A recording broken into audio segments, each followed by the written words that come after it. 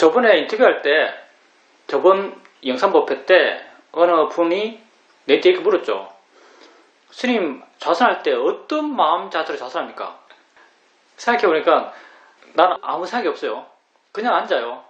뭐 그렇게 실제 하고 있고 그렇게 답을 냈어요. 근데 생각해보니까 이게 정말 필요한 것이란 걸 알게 됐어요. 뭐 우리가 완벽하지 않으니까. 내가 미얀마에 있을 때는 어떤 자세로 수행했는가? 미얀마에 있을 때 좌선할 때 자리에 딱 앉아요. 자리에 딱 앉으면 이런 생각을 합니다. 마음에 이런 생각이 오토매틱으로 떠올라요. 이번 좌선 시간에는 인터뷰거리가 하나 생겨야 될 텐데 라는 생각이 떠올라요.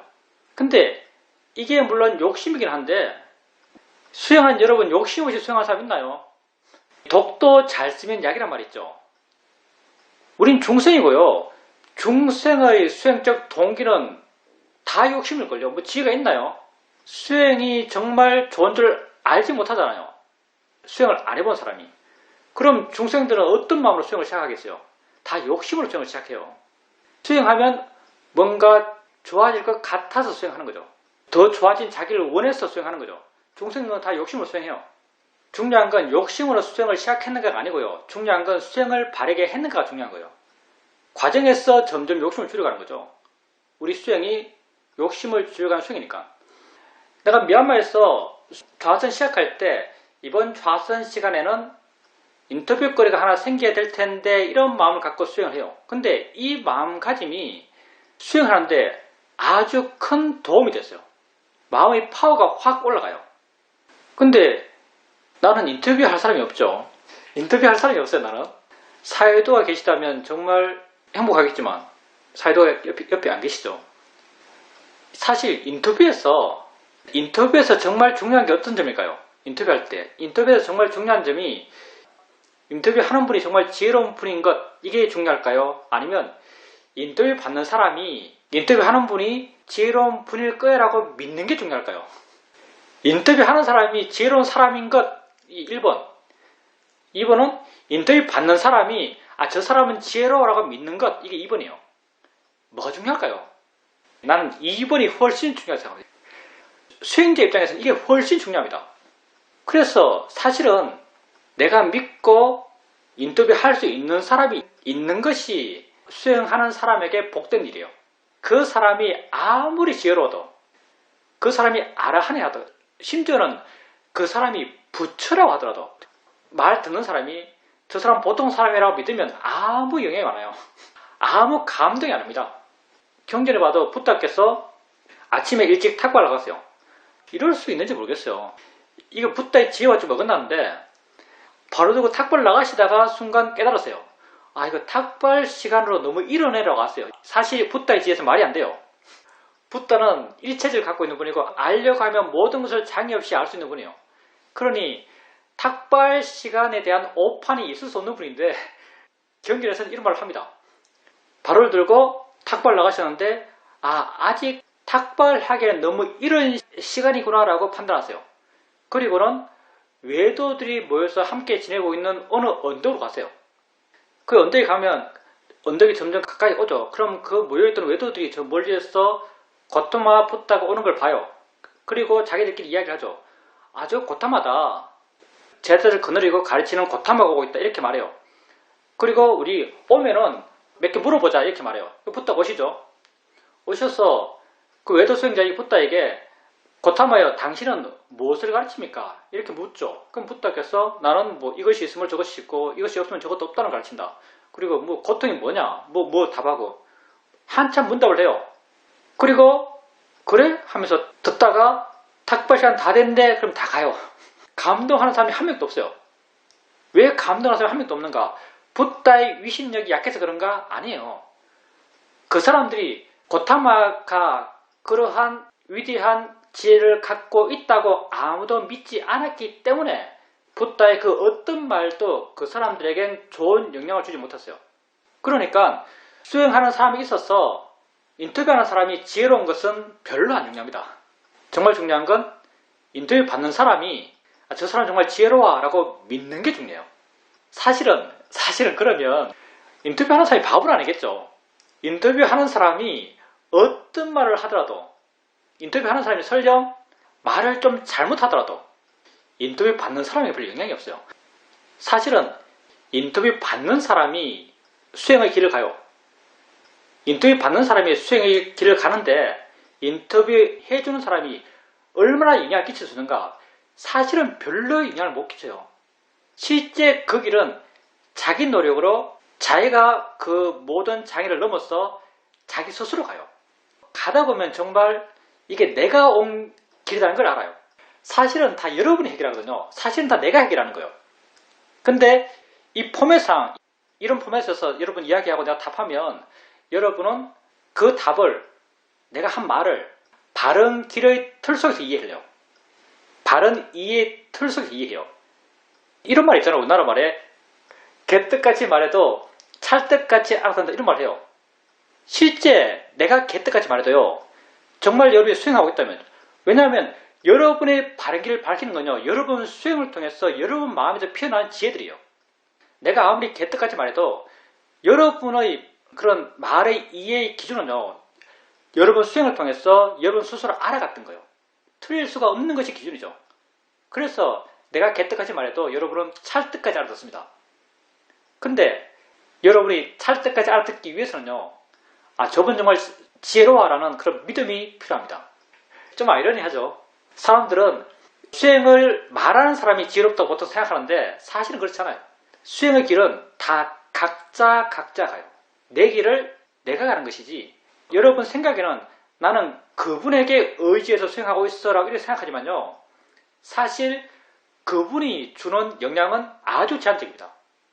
부탁께서 말년에 이런 말 하죠.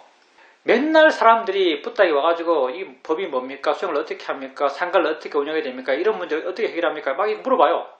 그러니까 부탁께서 거의 화 안 내시겠지만 말로는 거의 화내듯이 너희들이 도대체 이 늙은 비교에게 더 이상 뭘 원하느냐? 뭘 바라느냐? 이렇게 말하시죠. 왜? 다 각자 가는 길이지, 부탁께서 바른 길을 가르쳐 줘서 사람들이 바른 길을 갈 수 있는 게 아니에요. 붓다는 바른 길을 갈 수 있는 방법을 이미 다 가르쳤고, 각자 자신이 가야 할 그런 바른 길은 각자 자기가 가는 거죠. 하여튼 그렇게 내가 좌선하면서 맨 처음 첫 생각은 인터뷰거리가 하나 생겨야 될 텐데, 이런 마음이었어요. 근데 이렇게 인터뷰거리가 하나 생겨야 될 텐데 이런 마음이 내 수행에 아주 큰 도움이 됐습니다. 근데 내가 이제 인터뷰할 사람이 없으니까 이런 생각을 당연히 안 일으키죠. 좌선하면 그냥 약간 맹목적으로, 약간 힘없이 매너리즘에 빠진 듯이 하던 대로 하는, 그렇게 해왔다는 걸 내가 알았어요. 그리고 이게 그런 마음가짐을 갖는 것, 첫 마음을 바라는 방향을 갖는 것, 첫 마음을 통해서 마음의 힘을 키우는 것, 첫 마음을 통해서 내게 관심을 크게 갖는 것, 이게 수행에 참 중요하겠구나 하는 생각을 하게 됐고, 그런 실천을 하게 됐어요. 그럼 내가 어떤 말을 할까라는 생각을 해봤죠. 지금 인터뷰를 안 하니까 인터뷰거리가 하나 생겨야 될 텐데 이런 생각을 못 하실 거잖아요. 그래서 내가 이런 말, 저런 말을 생각해 봤는데, 지금 내가 쓰고 있는, 요즘 그 실천하고 있어요. 좌선하면 이런 생각을 맨 처음에 해주고 좌선을 시작해요. 나의 세상으로부터 자유롭고 싶은 이 말 해줘요. 나의 세상은 여러분에게 설명하기 위해서 하는 거고요. 나의 세상에서 나의는요, 여러분에게 그 의미를 바르게 전달하기 위해서 말하는 것이고, 실제로는 세상으로부터 자유롭고 싶어, 이 말을 해요. 앉아서 첫 생각이 세상으로부터 자유롭고 싶어. 그러면 이 말의 의미가 마음에 와닿아요. 그러면서 수행적 순수성이 어느 정도 생기는 것 같아요. 그리고 수행에 굉장히 도움이 돼요.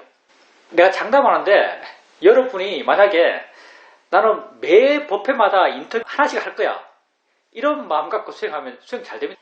이게 쉽진 않겠지만 내가 인터뷰 하나는 꼭 할 거야 라고 생각 갖고 하면요, 좌선할 때 압박감이 생깁니다. 그 압박감이 사실은 수행에 도움이 돼요. 그래서 요즘은 좌선 시작하면서 이런 생각을 해줍니다. 세상으로부터 자유롭고 싶어. 그게 도움돼요. 물론 이게 정답이 아닙니다. 세상으로부터 자유롭고 싶어, 이 말을 다 쓰란 말이 아니에요. 여러분 마음에 와닿는 그런 수행과 어떤 법의 측면에서의 명제가 있을 겁니다. 많잖아요. 나는 나를 알고 싶어.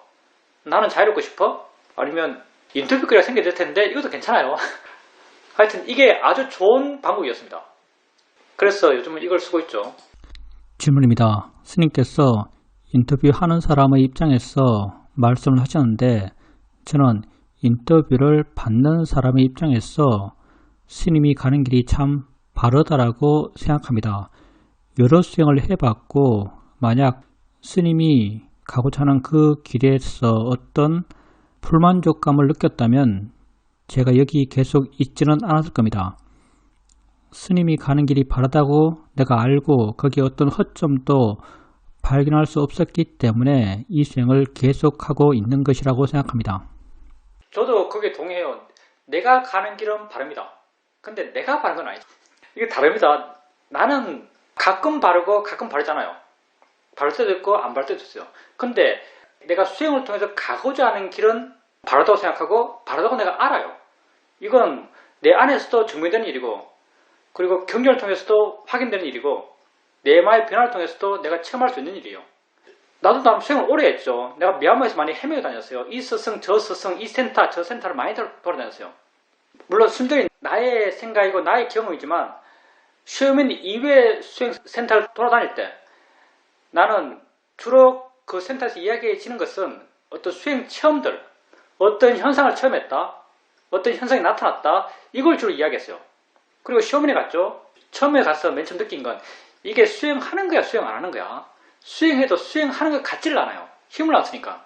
그러다가 한 일주일쯤 지나고 내게 든 첫 생각이 뭐냐면 자연스러운 수행, 삶과 조화된 수행 이런 느낌을 가지면서 이런 생각이 들었어요. 아, 붓다 당시 때 붓다께서 수행을 가르쳤으면 이렇게 가르쳤겠다 이런 생각이 들었어요. 붓다께서 수행을 가르쳤으면 이렇게 가르쳤겠다. 너무 자연스럽고 너무 삶과 하나 되는 수행이니까. 그리고 내가 결정적으로 그래 이 수행이 정말 바르구나 라고 확실히 알 수 있었던 계기는 수행을 계속 해나가면서 내게 확인될 만큼 깊은 통찰이 제가 났을 때 수행에 나가면서 어떤 의지도 없이 어떤 기대도 없이 어떤 생각도 없이 그냥 난 단지 수행하고 있는데 어느 순간 내가 아침하고 있는 것에 대해서 뭐다라는 것, 이게 뭐야 라는 것 거기에 대한 알미 순간 확 일어났어요. 이런 체험은 다른 데서 해본 적이 없죠. 그런 알미 확 일어났어요. 그리고 이 알미를 통해서 내 마음의 상태가 순간적으로 전혀 다른 차원이 됐죠. 전혀 괴롭지 않는 차원. 우리는 그걸 뭐 가벼워지고 부드러워지고 물러나고 자유로워졌다. 자유로워졌다는 표현이 맞겠군요. 마음이 아주 자유로워졌어요. 이런 경험을 하면서 그때 정말 지혜는 이렇게 생기는구나. 내가 다른 곳에서 지혜란 말은 많이 썼지만 정말 지혜가 어떻게 생긴지는 시험에 와서 알았죠. 정말 지혜는 이렇게 생기는구나. 지혜란 게 이런 것이구나. 지혜가 내 마음을 이렇게 바꿔놓구나. 이렇게 확실히 알게 됐죠. 그러면서 시험에서 하고 있는 내가 사이좋게 배웠던 이 수행이 정말 바른 길이구나라고 알았고 그 이후로도 그 이후 벌써 10년 됐죠. 야, 벌써 10년 넘었나? 우와 진짜 오래됐네요. 정말 10년이에요. 정말 10년 맞네. 2008년부터 시작했으니까 15년입니다. 와. 그 이후로 지금까지 이 길이 바르다라는 확신들이 점점 더 깊이 쌓여왔지 한 번도 회의해 본 적이 없어요. 이 믿음이 이 확신이 약해져 본 적이 없어요. 이 길이 바르다는. 물론 이 길이 발라요. 다시 말하지만 내가 바른 건 아닙니다. 나는 자주자주 많이 틀립니다. 질문입니다. 아주 친한 친구가 2명 있습니다. 둘 다 나보다 연배가 높습니다. 최근에 봄이라서 이곳저곳 꽃이 많이 피어서 꽃놀이를 가자고 하면서 만나기로 했습니다. 그런데 보통 만날 때는 세 사람의 거리가 비슷한 곳에서 만납니다. 그런데 이번에는 한 사람에게는 가깝고 나에게는 아주 먼 곳에서 약속이 잡혔습니다. 순간 나는 이 약속이 가까운 그 사람의 입김으로 그 사람의 의견이 반영되어서 그곳으로 정해졌다고 생각되었습니다. 그래서 기분이 살짝 안 좋았는데 어쨌든 그 장소로 갔습니다. 가면서 내가 마음속으로 다짐하기로는 거기 가서 말을 한마디 해야겠다라고 생각하고 있었습니다. 그런데 가니까 그 사람이 이러이러한 이유로 여기로 정할 수밖에 없고 멀리 오게 해서 미안하다라고 말하는 겁니다. 그러니까 순간 내 마음이 확 풀렸습니다. 그렇게 꽃을 보고 즐겁게 지냈는데 그 지내는 순간순간 그 즐거움에 빠져 있었지 그것에 대한 알아차림은 크게 있지 않았습니다. 돌아와서 함께 찍었던 사진을 정리하다 보니까 내가 발견한 것은 내가 화났던 그 사람의 사진은 거의 찍지 않았다는 걸 알 수 있었습니다. 내가 내 자신에 대해서 알아차림이 없다 보니까 화났다는 것도 알지 못했고 화가 났기 때문에 나도 모르게 그 사람의 사진을 안 찍었던 것 같습니다. 전반적으로 내가 즐거움에 빠져 있었고 알아차림은 없었다라고 판단됩니다. 수행자님이 전화를 받고 상황에 대해서 이렇게 해석해요. B라는 분이 상황을 이렇게 만들었다라고 생각하는 거죠. 그리고 화가 났죠. 사실은 왜 화가 났는가? B가 상황을 이렇게 만들었다고 생각했고 그 생각을 믿었기 때문에 화가 난 거예요. 그때 수행자님께서 마음이 그렇게 생각하고 마음이 그렇게 판단한 것을 알고 안다면 만약 안다면 그렇게 100% 확신을 갖고 안 믿을 수 있습니다. 사실 그 부정한 거잖아요. 그러면 왜 그렇게 B에게 화날 수 있는 내용으로 그 상황을 해석했는가? 짐작이지만 수행자님이 사전에 B에 대해서 마음에 화가 있을지 몰라요. 화의 마음은 오직 화의 방향을 보기 때문에 만약에 수행자님께서 사전에 B에 대해서 마음에 화가 있다면 B와 관련된 상황이 B와 관련된 정보가 들어왔을 때 그 정보를 화날 수 있는 정보를 해석해요. 화라는 것은 원래 모든 상황을요 지가 더 커지는 방향으로 해석해요. 그럼 나쁘게 해석하죠. 수행자님이 B에 대해서 사전적으로 이미 화가 나 있는데 B에 대해서 새로운 정보가 들어오는데 그 정보를 자기가 더 화내게 사실 우리가 잘 하는 게 여러 가지가 있지만 그 중 하나가요.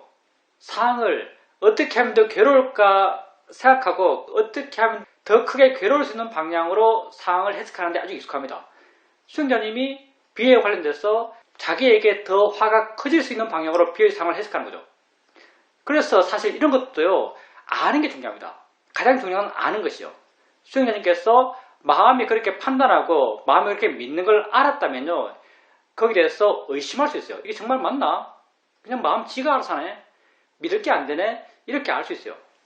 지혜 있는 사람은 마음을 안 믿는다고 말해요. 사실 모든 문제는요. 마음이 하는 것을 그냥 그렇게 믿기 때문에 문제가 생깁니다. 괴로움의 문제가 그렇게 생겨나요. 다음에 또 마음이 그렇게 판단한다면 맹목적으로 이 판단이 옳아라고 믿지 마세요. 지혜 있는 사람은 마음이 설령 이게 이렇게 해서 이런 거야 라고 마음이 설령 그렇게 판단한다 하더라도 그 판단을 안 믿어요. 그냥 사실을 한 가능성으로 그냥 두고 있어요. 질문입니다. 스님 말씀이 맞습니다. 내가 이전에 많이 당한 것이 있기 때문에 뭔가 경계하고 있는 마음이 있었습니다. 그래서 이번에도 그런 식으로 판단했던 것 같습니다. 그렇게 생각함을 통해서 수행자님이 행복한가 하면 아니라는 거죠. 그렇게 생각을 통해서 수행자님이 괴로워요. 설령 그게 사실을 하더라도 이게 사실이라고 믿는 것이 수행자님의 괴로움이에요.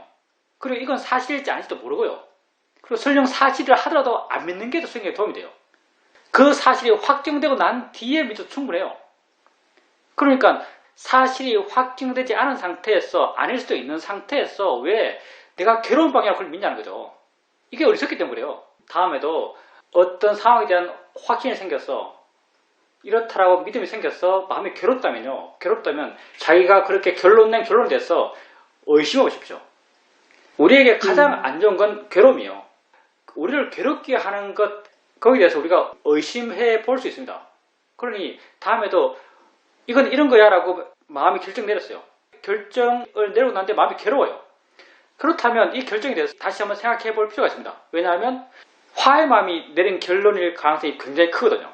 다음에는 그런 상황 속에서 계속 알아차림이 들어가십시오. 알아차림이 있으면요. 자연스럽게 우리 마음에는 옳은가 그런가 어떻게 해야 되는가 이런 답들이 나와요. 그냥 흐름에 맡겨서 마음이 시키는 대로 되는 대로 해나가면요. 많은 경우 욕심과 화로 그 상황이 진행돼요. B에 관련돼서는 화가 마음에 깔려서 화가 했겠죠. 그렇게 된 가장 큰 이유는 알아차림이 없다는 거예요. 다음에는 B에 대해서 마음을 좋게 가져야지 아니면 다음에는 B에 대해 잘해줘야지 다음에는 사진을 찍을 때 B도 넣어줘야지 이게 아니고요. 이건 별로 안 중요하고요. 다음에는 알아차림이 있어야지 알아야겠다는 생각을 하세요. 알아야만 어떤 문제의 해결을 시도할 수 있습니다. 가장 중요한 것은 우선 알고 볼 일입니다. 질문입니다. 모임이 있으면 그 뒤 치닥거리는 주로 제가 합니다. 보통의 경우 제가 가장 어리기 때문입니다. 그런데 이렇게 될 때 알아차림을 잘 하지 못합니다. 다른 사람들이 뭘 필요로 할까, 뭘 해줘야 할까, 이런 것 때문에 마음이 살짝 긴장하고 있는 것 같고, 그것 때문에 알아차림을 잘 못한다라고 생각됩니다. 알아차림이 그 상황을 즐기는데 방해됩니다. 우리가 뭐 화내고 욕심내고 뭐 기뻐하고 즐기고 하는 마음도 상황 따라 생기겠죠. 근데 그것 또한 알고 볼 일입니다. 만약에 알아차림이 없는 평범한 상태, 그것과 알아차림이 있는 화내는 상태, 이 둘 가운데 뭐가 더 우리 입장에서 바람직한가? 알아차림이 있는 화내는 상태가 더 바람직해요. 왜냐하면 배울 게 있으니까. 평이한 상태, 이건 배울 게 없어요. 근데 알아차림이 있는 화내는 상태, 이건 배울 게 있어요. 즐기고 있어요. 뭐 즐기는 마음이 주로는 들뜬 마음이죠. 그냥 들떠 있다면 들뜸으로 그냥 흘러가요. 중생의 경류에 그냥 목을 맡겨놓고 같이 흘러가는 거예요.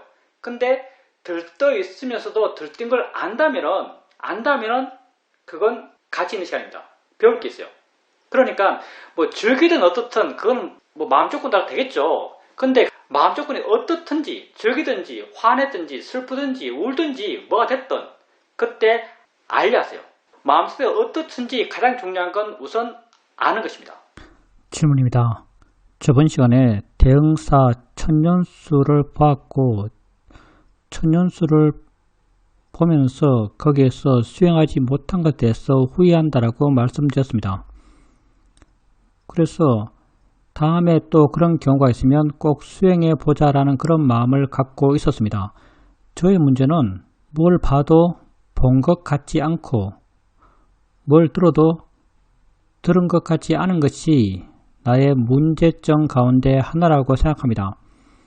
이번에 봄에 벚꽃이 피었고 용인 쪽에 벚꽃이 아주 좋은 곳이 있습니다.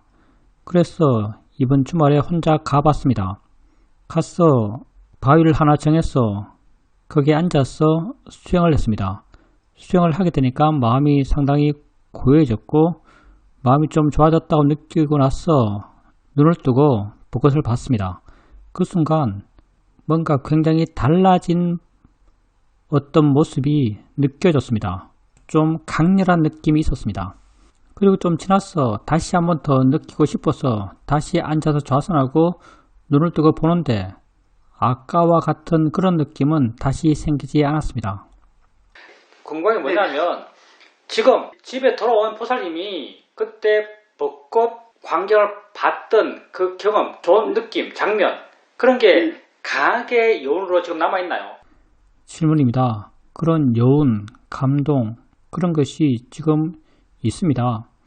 그래서 제가 궁금합니다. 이게 바르게 수행하고 있는 것인지 바르지 않게 수행하고 있는 것인지 알고 싶습니다. 우리 입장에서 매 순간순간 내가 깨어있는, 내가 살고 있는 이 현재에 대한 명확한 알미 있어요. 현재 이 순간에 나는 지금 분명히 알고 있다고 알아요. 그러니까 수행자님 같은 경우는 좌선하고 눈 떴을 때 벚꽃이 휘날리고 있어요.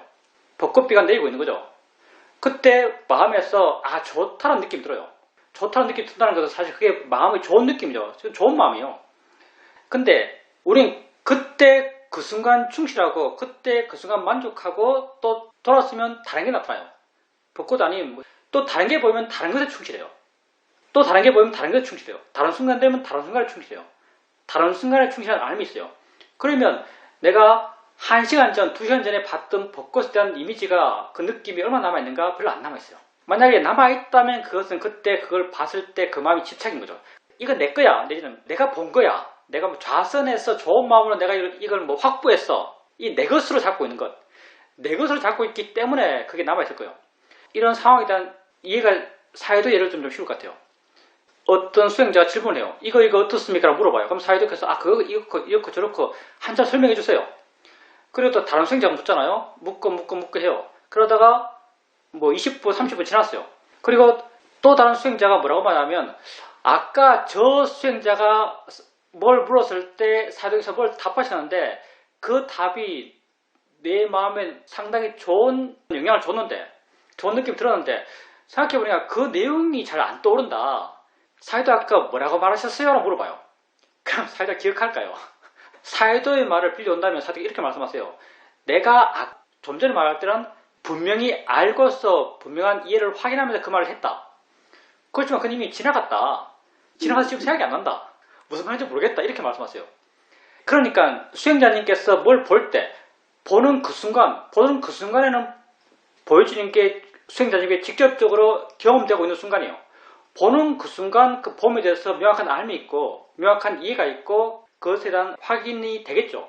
근데 이후에 그게 지속적인 여운으로 남는 것, 지속적인 여운으로 남는 것은 글쎄요, 집착일 수도 있어요. 아니면 정말 마음에 강한 여운이 남을 만큼 충격적으로 어떤 좋은 느낌이 생겼어 그럴 수도 있죠. 근데 너무 가지려고 하지 마십시오. 질문입니다. 살아가면서 모든 것이 다 망상이 아닌가 생각합니다. 내가 정확히 알고 정확히 이해하고 그렇게 살아가는 시간은 거의 없는 것 같습니다. 그냥 둥둥둥 떠서 흐름에 맡겼어 대충 알고 안다고 믿고 그렇게 지나갔던 것 같습니다. 그래서 뭔가 좀 명확히 알고 싶어 했고 내가 좌성하고 나서 좋은 마음으로 눈을 떴을 때 보여줬던 그런 벚꽃의 모습에서 뭔가 명확한 느낌이 있었습니다. 분명하다라고 느껴졌습니다. 그때 그 순간 확실하게 보인 거죠. 근데 그때 그 순간 확실하게 보인 것에 대해서 승자님은 그냥 거기 만족하고 현재 만족하고 거기에 대해서 내 것이다, 내가 봤다, 내가 이렇게 좋게 봤다 이런 마음이 안 강하다면 그게 크게 여운 남지 않지 않을까 생각합니다. 승자님 그렇게 말하니까 또 기억나는데 내가 책을 읽어서 거의 유일하게 이해했던 철학자의 책이 있어요. 철학책을 읽었지만 정말 도대체 이게 무슨 말이야? 대부분 이래요. 근데 철학자 맞죠? 에릭 프롬이라는 사람이 쓴 책은 이해가 되거든요. 이 사람이 쓴 책 가운데 하나가 소유냐 존재냐 이런 책이 있어요. 소유냐 존재냐. 소유론적 인간과 존재론적 인간이 있어요. 이걸 구분하는데 존재론적 인간이 참된 인간상이다고 이렇게 말하는 취지인데 어떤 사람이 길을 가다가 들꽃이 펴 있어요. 그러면 그냥 보면서 아 좋네라고 하면서 지나가는 사람, 이 존재론적 사람이고요. 소유론적 사람은 아 좋네 하고 그 파서 자기 집에 심어놓은 사람, 내 것으로 가져야 되는, 내 옆에 있어야 되는 이게 이제 소유론적 사람이죠. 수행자님께서 그 벚꽃 휘날리는 광경을 보면서 그때 그 순간 아 좋다고 느끼고 지나가요. 이게 수행적 입장에서 더 바람직하다고 나는 느껴지고요. 그 기억을 오래오래 잡고 오래오래 마음에 남겨두려고 하는 것 이게 소유적 집착이죠.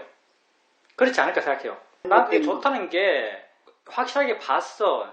확실한 좋은 장면을 내가 가졌어. 이런 입장이 아니고요. 이런 입장에서 좋다기보다는 그냥 좋은 광경이니까 수행자님 마음에 좋은 마음의 느낌이 생겼을 거예요. 이건 좋은 마음이에요. 마음이 좋았을 거예요. 우리가 대부분 마음이 좋아지는 게 난 산에 올라갔어. 아주 높은 산에 올라갔어. 아래로 내려다보면 모든 사람이 그렇지 않을까 싶은데 아 좋다라는 마음의 느낌이 생겨나요.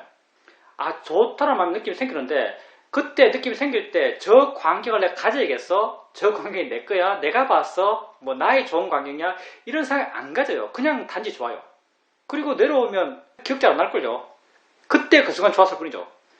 그냥 우리의 좋은 마음은 그때 그 순간에 있는 거예요. 그때 그 순간 그 대상으로 있는 거죠. 그걸로 충분하죠. 다음 순간까지도 그 좋은 걸 유지해야 되는 건 아닙니다. 다음 순간에는 다음 순간에 알 게 있어요. 질문입니다. 며칠 동안 좀 무리를 했습니다. 새벽에 일어났는데 무리했을 때 자연스럽게 생기는 뭐뭐 이상 증상이 느껴졌습니다. 그때 순간 판단한 것이 좀 더 자야겠다 이런 생각을 했습니다. 그래서 이불 정리도 안 하고 화장실 가서 이빨을 닦고 있는데 느낌이다라고 알았습니다. 근데 느낌이다라고 알 때 마음이 아주 맑다라는 생각이 들었습니다. 그래서 아까 좀 더 자야겠다는 생각이 잘못된 생각이라는 걸 알았고 평소 하는 것처럼 그렇게 알면서 이를 보고 좌선하고 경영을 했습니다. 그러니까 아까 느꼈던 그런 좀 칙칙한 마음과 전혀 다른 깨어있고 밝고 맑은 마음 상태가 되었습니다. 우리는 내가 내 삶을 살아간다 생각해요. 그러니까 이렇게 판단하는 것도 나고 저렇게 판단하는 것도 나고 이렇게 생각하는 것도 나라고 생각해요. 근데 수행자님 같은 경우 아침에 일어났을 때 몸 상태 별로 안 좋아요. 안 좋을 때 내가 몸 상태가 안 좋으니까 좀 더 누워서 좀 더 자야겠다고 생각해요. 이건 어떤 마음인가? 사실 욕심 마음이 공상이 크고요. 그리고 활동하면서 자기 마음 상태를 보니까 활동하면서 자연스럽게 아르침이 있고 아르침을 통해서 이해가 있고 이런 걸 확인하면서 마음이 좋네라고 알아요. 마음이 좋다고 알게 되니까 또 다른 마음이 생겨나서 이거 자야 될 것이 아니구나. 아까 좀 더 자야겠다, 좀 더 누워 있어야겠다 했던 마음, 판단했던 마음이 바른 마음이 아니구나라고 알았어요. 이렇게 좌선하고자 하는 마음, 수행하고자 하는 이 마음과 몸이 안 좋으니까 좀 더 누워서 쉬어야겠다 이 마음이 서로 다른 마음이죠. 아마도 하나는 욕심의 마음일 것이고 하나는 지혜의 마음일 거예요. 그리고 이 두 마음이 있을 때 우리가 언제나 지혜의 마음을 따라서 살 수 있는 건 아니에요. 많은 경우 어쩌면 더 많겠죠. 더 많은 경우 욕심의 마음을 따라서 삽니다. 근데 지혜의 마음 따라서 행동했을 때 수행자 같은 경우 그렇게 일어나서 수행하고 좌선하고 경영했을 때 그럴 때 마음이 느낌이 좋아요. 근데 만약에 수행자님이 욕심의 마음을 따라서 잘 수도 있겠죠. 잡아요. 아마도 자고 일어나면요 마음 상태가 아주 안 좋을 겁니다. 마음 상태가 아주 안 좋을 거예요. 우리 마음에 일어나는 그 가운데 절대 우리를 속일 수 없는 것, 그게 마음의 느낌이에요. 좋은 마음으로 하면 마음의 느낌이 좋고요. 나쁜 마음으로 하면 마음의 느낌이 안 좋아요. 지혜가 옳다고 하는 것을 따랐을 때 마음의 느낌이 좋아지고요. 번뇌가 하자고 하는 데를 따라하면요 마음의 느낌이 안 좋아요. 그렇게 우리가 계속 우리에게 일어나는 지혜 그리고 우리에게 일어나는 번뇌들을 봐왔고 지혜를 따라서 했을 때 상황을 봐왔고 번뇌를 따라서 했을 때 상황을 봐왔어요. 우리 마음에 알게 모르게 데이터들이 많이 쌓여있어요. 이런 데이터들이 쌓이면 쌓일수록요 지혜가 이렇게 하는 것이 옳아라고 방향을 제시하면 그 방향대로 하고자 하는 마음의 에너지가 강해집니다. 수행자님께서 수행해 오면서 이런 데이터들이 많이 쌓였고 마음의 힘이 많이 커졌기 때문에 지금은 수행하고 좌선하고 하는 것이 더 나아 수행해야 돼라고 이렇게 마음이 바른 방향을 제시했을 때 기꺼이 마음이 제시하는 그런 바른 방향을 따라서 그렇게 시간을 보낼 수 있었을 겁니다. 다 그게 지혜의 힘이죠. 다음에도 그렇게 마음이 옳다고 아는 것을 행하면서 사십시오. 질문입니다. 딸이 좀 아프다라고 말씀드렸습니다. 계속 몸이 안 좋아서 저희 집에 와서 쉬기로 했습니다. 저녁에 잠을 자는데 딸이 수면제를 먹어야만 잠을 들 수 있었습니다. 그래서 함께 잠을 잘 때 내 마음이 딸이 그래도 좀 더 잘 잘 수 있도록 내가 움직이지 않으면서 잠을 자야겠다라고 이렇게 생각했습니다. 그렇게 조심조심 하면서 알아차림 하면서 잠을 잤는데 밤에 계속 딸의 움직임에 따라서 깨고 자고 깨고 자고를 반복했습니다. 다음날 또 딸과 함께 자게 되었는데 다음 날에는 마음을 다르게 가졌습니다. 아픈 것도 조건 따라 일어난 것이고 아플만 해서 아픈 것이고 원인이 사라지면 아픈 것도 다 낫겠지. 그렇게 누워서 알아진 것을 알면서 딸 또한 알아지는 대상으로서 그렇게 알았습니다. 그러니까 마음이 아주 편안해졌고 가벼워졌습니다. 그렇게 수행을 하면서 잠을 잤는데 한 번도 깨지 않고 아침을 맞았습니다. 그래서 어떤 마음가짐으로 하는가라는 것이 정말 중요하구나라는 것을 알게 되었습니다. 그렇게 아침에 좌선하고 경영을 했는데 좌선할 때 갑자기 친구 생각이 났습니다. 친구 생각이 났을 때 그것을 순간 마음이다라고 이해할 수 있었습니다. 마음이 조건되어서 일어나서 그 내용의 생각을 한다라고 이렇게 알아듣습니다. 그러니까 그 생각이 돼서 마음이 아주 자유로워졌습니다. 딸을 걱정하는 마음도 다 마음으로 이해되었습니다. 두 가지 경우가 있죠. 따님을 걱정하면서 잠을 자는 한 케이스가 있고 따님을 수행의 대상으로 보면서 잠을 자는 것 한 케이스가 있어요. 이제 세상 사람들, 일반적인 세상 사람들 입장에서는 당연히 이 둘 중에 뭐가 더 바람직해? 라고 말한다면 첫 번째를 말할 겁니다. 너무 인간적이잖아요. 딸이 아픈데 걱정하면서 그렇게 자요. 근데 걱정하는 마음은 화의 마음입니다. 욕심은 그냥 하나의 욕심인데요. 화는 그 얼굴이 엄청나게 많아요. 걱정도 화고요. 우울함도 화고요. 슬픔도 화고요. 대충 마음이 안 좋다 그러면 다 화요. 화의 다양한 얼굴들이요. 걱정하는 마음 이거 화요. 근데 여러분이 알아야 될 게 뭐냐면요. 번뇌는 극단적으로 이기적이란 거예요. 여러분 화내잖아요. 마음의 성격이 똑같아요. 여러분 화내면 화는 결코 남을 위해 화내지 않습니다. 걱정하는 마음 한번 잘 살펴보세요. 걱정하는 마음이 과연 남을 위한 걱정인가? 나를 위한 걱정인가? 번뇌는 극단적으로 이기적이에요. 걱정도 번뇌의 마음이죠. 화의 마음이죠. 그러면서 내가 괴로워요. 그러면 딸을 수행적 대상으로 보는 마음. 수행자님은 딸을 수행적 대상으로 볼 수 있었어요. 딸에게 소리가 나면 그 소리를 알았고요. 딸과 부딪히면 그걸 느낌을 알았어요. 그걸 통해서 마음이 평온했겠죠. 지혜로서 평온해진 거예요. 근데 우리는 알아요. 우리의 지혜의 방향이 우리에게 어떤 변화를 가져오는지. 우리가 수행을 통해서 점점 지혜로워져요. 수행을 통해서 지혜로워진다는 것은 다르게 또 말한다면 수행을 통해서 내가 점점 줄어들어가는 거예요. 우리의 수행의 길은, 우리의 지혜의 길은요, 내가 줄어들어가는 길이에요. 그래서 수행자님께서 딸을 수행의 대상으로 반응할 때 수행자님은 나라고 하는 게 줄어들어요. 나라고 하는 게 줄어들지만요, 딸은 여전히 딸이고요. 아픈 것도 여전히 아파요. 딸에 대한 내 판단이 없을 수 없고요. 아픈 것에 대한 내 판단이 없을 수 없어요. 당연히 난 딸에 대해서 마음은 평온하지만 딸이 신경이 쓰여요. 그러면 이렇게 신경 쓸 때 내가 화로서 신경 쓰는가? 걱정은 화로서 신경 쓰는 거예요. 그럼 이렇게 지혜로서 내가 약한 상태에서도 난 여전히 딸을 신경 쓰고 있고 아프다는 해서 마음이 가요. 그럼 이렇게 마음이 갈 때는 이건 걱정을 사고 있는 게 아니에요. 이건 내가 괴로움 사는 게 아니에요. 나는 내가 약해졌으니까. 이건 순수하게 딸을 위한 마음이에요. 이건 이기심이라는 게 없는 마음이죠. 정말 지혜가 충만하다면 이건 이기심이 제로의 마음이에요. 순수하게 딸을 위하는 마음이고요. 이걸 불교에서는 자비로 하는 거죠. 이게 불교의 자비예요. 그렇게 되었을 때 자리 이타가 되는 거죠. 첫째, 내게 괴로움이 없죠. 그리고 딸에게 정말 도움돼요. 그런 수행자님의 활동이, 수행자님의 실천이 수행자님에게도 도움이 되고 딸에게도 도움이 되는 거죠. 그래서 우리 입장에서는 세상 사람들이 갖고 있는 일반적 가치관에서는 옳고 그런 게 우리가 다르겠지만 우리의 가치관에서는 두 번째 경우가 훨씬 더 옳죠. 두 번째 밤에 수행자님의 자세가 훨씬 더 옳아요.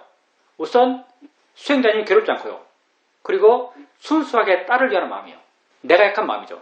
그리고 다음날 자선할 때 친구 생각이 나고 친구에 대해서 마음이 막 생각이나 말을 막 하고 있겠죠. 그때 수행자님께서 아니 마음이지 라고 하셨어요. 마음이 하는 거지 라고 하셨어요. 그때 수행자님이 이렇게 마음이 하는 거지라고 알았을 때 마음에 좀 환해지고 마음이 좀 가벼워지고 마음이 부드러워지고 뭐가 좀 내려놓은 듯이 느껴졌다면 이건 지혜입니다. 아마 그렇게 마음이 변했을 거예요. 이해는 언제나 우리 마음을 이런 방향으로 변화시켜요. 이런 마음의 변화, 이게 바로 지혜죠. 그렇게 이해가 생겼기 때문에 이해가 마음을 그런 방향으로 변화시켰을 겁니다. 그리고 또 확대해서 딸에 대해서도 딸을 향해서도 수행자님께 일어나는 그런 마음들 다 그게 마음에 하는 일이죠. 그걸 통해서 그런 삶의 내용에 대해서 마음이 많이 놓였을 거예요. 삶의 내용에 대해서 수행자님 마음이 많이 부드러워졌을 겁니다. 지혜가 수행자님 마음을 그렇게 부드럽게 하는 거죠. 그러니까 무엇이 되었든 우리가 알아들인 것을 수행적 대상으로 봐야 됩니다. 그게 내게도 좋고요. 그게 남에게 줘봐요. 그리고 그때의 마음은 순수하게 남을 위하는 마음입니다. 다음에도 꼭 그렇게 하십시오. 채팅으로 써주신 분 글 읽어보겠습니다. 요즘은 꽃들이 피어서 저는 꽃을 보러 다녔습니다. 그러다 보니 제 마음이 들뜨는 것을 느끼게 되었습니다. 저는 수영을 하면서 영화, 책, 음악에 대한 흥미는 떨어졌습니다.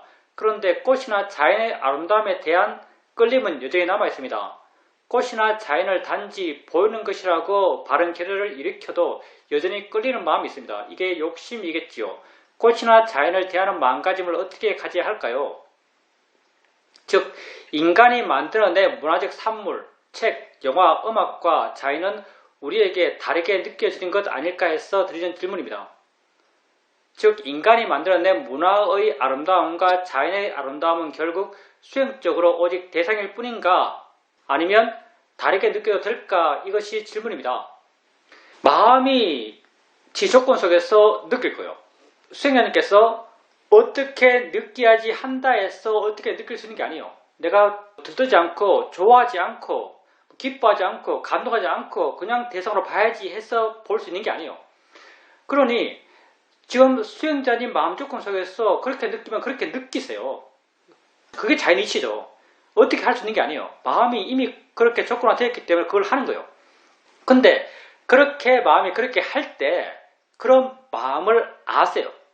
수행자님께서 벚꽃이 허드러지게 펴있고 벚꽃 잎이 빛처럼 날리고 있을 때 그거 보면서 저 자연이치야, 저 대상이야 라고 한다 해서 그것에서 좋아하는 마음이 안 생기는 게 아닙니다. 생겨요.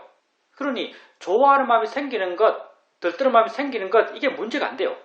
단지 자기에게 일어나는 것, 자기가 하고 있는 것이 보는 것과 들뜨는 거잖아요. 그렇게 자기에게 일어나는 걸 아세요. 그렇게 알아가다 보면요, 점점 마음지가 스스로 정리합니다. 내가 사전적으로 이건 이렇게 돼야 되고 저건 저렇게 돼야 되니까 마음이 이렇게 돼야 돼 라고 정한다 하더라도 이 정함이 결코 실행되지 않습니다. 마음 지조건 속에 지가 길 가요. 이건 상당히 애매한 문제인데요. 감정을 안 느끼는가? 수행하는 사람, 지혜로운 사람은 감정을 안 느끼는가? 그렇게 생각하지 않습니다. 감정을 느껴요. 근데 그게 번뇌가 아닌 감정. 그러니까 예를 든다면 사례별 존자와 목걸라는 존자가 먼저 죽어요. 나이도 많거든요. 붓다보다. 그리고 사례별 존자, 목걸라는 존자가 다 죽고 없을 때 첫 법회가 있었어요. 붓다께서 법상에 올라서 법을 하려고 대중을 둘러보는데 대중 속에 사례불과 목권연이 없어요. 그러니까 붓다께서 사례불과 목권연이 없는 이 법회가 마치 텅 빈 것 같다 이렇게 말씀하세요. 그러면 이게 사례불과 목권연에 대한 그리움이죠. 그리운 마음은 어떤 마음일까요? 중생이 그리워하면요, 이건 화예요. 근데 붓다가 화의 마음으로 그리웠을까요? 그럴 리가 없잖아요. 근데 말로는 이렇게 표현해요. 그러면 붓다께서 사례불과 목권에 대해서 감정이 없는가? 감정이 있죠. 감정이 있지만 그게 번뇌는 아니에요. 사유적으로 이야기는 쉽지는 않습니다. 우리는 감정을 느끼면 거의 대부분 다 번뇌의 감정이기 때문에 내가 번뇌 아닌 감정 가운데 그래도 이건 분명히 번뇌 아닌 감정이라고 내가 생각하기 때문에 말하는 게 그거예요. 산 꼭대기에 올라가서 내려다보면 좋다라고 느껴요. 이게 번뇌 아니에요. 근데 감정이 있어요. 근데 재밌는 게 뭐냐면요. 이게 좋다라고 느끼지 보기 좋다고 느끼지 않아요. 그거 아세요 여러분? 이게 좋다라고 느끼지 그냥 마음의 느낌이 좋다라고 느끼죠. 저게 참 보기 좋아, 저게 아름다워 이렇게 판단하잖아요. 그냥 마음의 느낌이 좋아요. 이런 마음의 느낌이 좋다는 감정이 있어요. 그렇지만 그게 번뇌가 아니에요. 그러니 예를 들어서 나보다 먼저 세상을 떠난 사람 어떤 사람이 있다. 나와 엄청 친했다. 그리고 내가 엄청 그 사람을 좋아한다 했을 때 그 사람에 대한 그리움을 느껴요. 그러면 그 사람에 대한 그리움을 느낄 때 슬퍼하면서 그리워하는 사람도 있겠죠. 근데 좋은 감정 느끼면서 그리워하는 건 불가능할까요? 난 이거 충분히 가능할 것 같은데요. 그런 게 없나요? 그 사람하고 정말 좋은 경험을 했어요. 좋은 시간을 보냈어요. 그러면 내가 그 사람을 생각하면 지금 없는 사람이죠. 그 사람을 생각하면 마음의 느낌이 좋을 수 있어요. 지혜로운 사람은 이렇게 그리워할 거예요. 지혜로운 사람은 슬퍼하면서 그리워하는 게 아니고요. 지혜로운 사람은 기뻐하면서 그리워할 거예요. 아마 예술작품을 느끼고 자연을 보면서 지혜로운 사람이 느끼는 감정, 그런 감정이 이렇게 기쁨의 마음으로 감정을 느끼지 않을까 생각해 봅니다. 이게 불가능해요. 그리워하는 사람을 기뻐하면서 그리워할 수 없나요? 그 사람과 추억이 너무나 기쁜데요. 슬퍼하면서만 그리워하나요? 옆에 없는 사람인데 내게 너무나 좋은 사람이었어. 그 사람 생각하면 마음이 흐뭇하고 기쁘지 않나요? 일방적으로 무조건 아쉬워요. 선생님의 마음이 정말 좋다면, 정말 깨어있고, 정말 지혜롭고, 정말 만족하는 충만한 마음이라면, 그러면 그리운 사람을 그리워하더라도 좋은 느낌으로 그리워할 것 같은데요.